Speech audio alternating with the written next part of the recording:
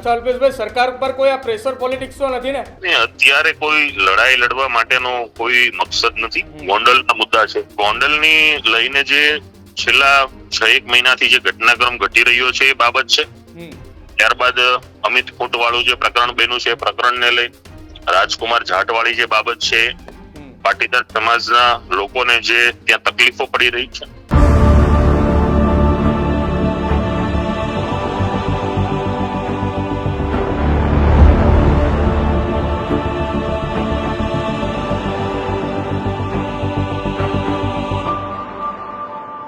પાટીદાર સમાજના યુવા આગેવાન અલ્પેશ કથિરિયા આપણી સાથે જોડાયા છે. સીધી વાત તેમની સાથે કરીશું.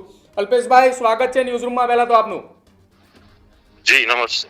અલ્પેશભાઈ, 28 તારીખે પાટીદાર સમાજના આગેવાનોની એક ચિંતન શિબિરનું આયોજન ગાંધીનગર ખાતે કરવામાં આવ્યું છે. કઈ રીતે જોઈ રહ્યા છો આ ચિંતન શિબિર અને મુખ્ય મુદ્દાઓ શું હશે આમાં?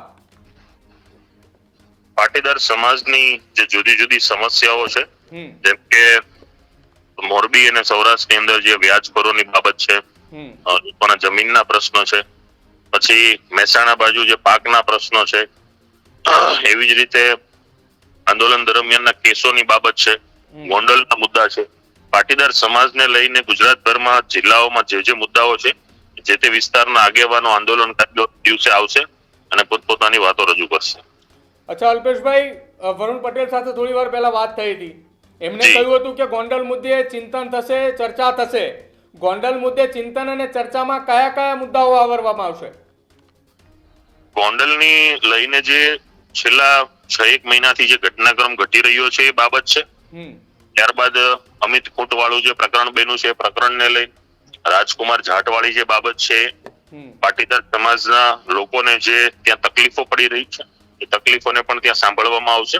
ગોંડલના જે સ્થાનિક યુવાનો છે, આગેવાનો છે, એમના પણ પાસેથી નવા શું મુદ્દાઓ છે જાણવામાં આવશે.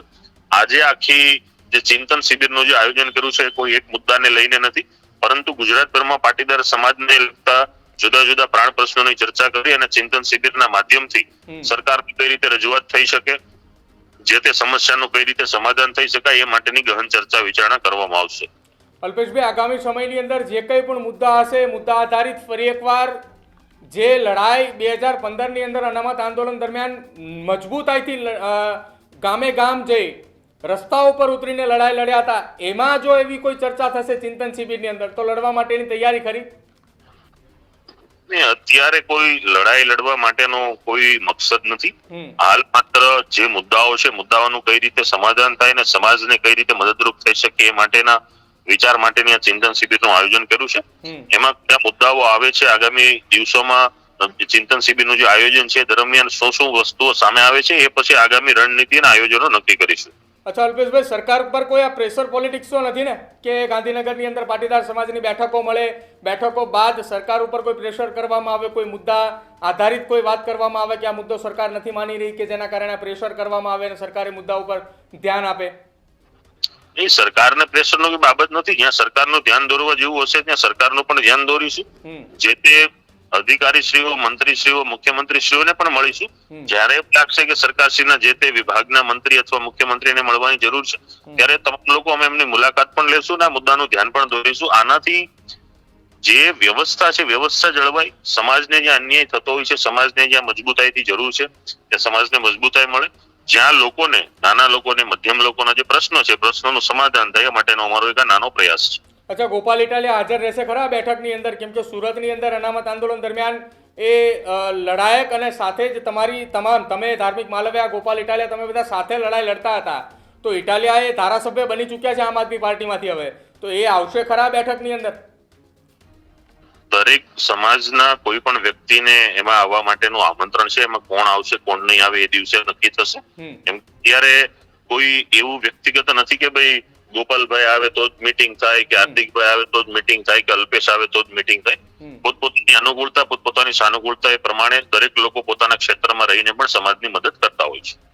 અચ્છા, આ ચિંતન શિબિરની અંદર મોરબીની ખાસ ચર્ચા થવાની છે, તો મોરબીની ચર્ચા બાદ સરકાર સુધી એ વાત પહોંચાડવામાં આવશે કે મોરબીની અંદર છેલ્લા 6-8 મહિનાની અંદર જે કંઈ પણ ઘટનાઓ બની છે, અલ્પેશભાઈ, તમામ લોકોની સામે છે કે કેટલા લોકોએ પોતાનું જીવન ટૂંકાવ્યું વ્યાજખોરીના ત્રાસના કારણે, અને જેની સામે તમારા જ સાથી મિત્ર મનોજ પનારા છેલ્લા કેટલાક સમયથી લડાઈ લડી રહ્યા છે, જો મુદ્દો મોરબીને લગતો હોય, ગોંડલને લગતો હોય, સુરતના રત્ન કલાકારને લગતો હોય કે સૌરાષ્ટ્રના ખેડૂતોને લગતો હોય, સમાજના દરેક મુદ્દાનો નિષ્કર્ષ કરી અને દરેક મુદ્દા બાબતે જે તે વિભાગના મંત્રીશ્રી અને મુખ્યમંત્રીશ્રીનું અવશ્યપણે ધ્યાન દોરીશું. અચ્છા, સામાજિક સંસ્થાઓ ખોડલધામ, વિશ્વ ઉમિયાધામ ફાઉન્ડેશન આ તમામ જોડાશે આની અંદર? નહીં, અત્યારે માત્ર આંદોલનકારી અને આગેવાનોનું છે. આવનારા દિવસોમાં જ્યાં જરૂર પડશે ત્યાં સાથ સહકારથી દરેક સંસ્થાઓનો પણ અમે સાથ સહકાર લેશું. બિલકુલ અલ્પેશભાઈ, આભાર અમારી સાથે જોડાવા બદલ. તો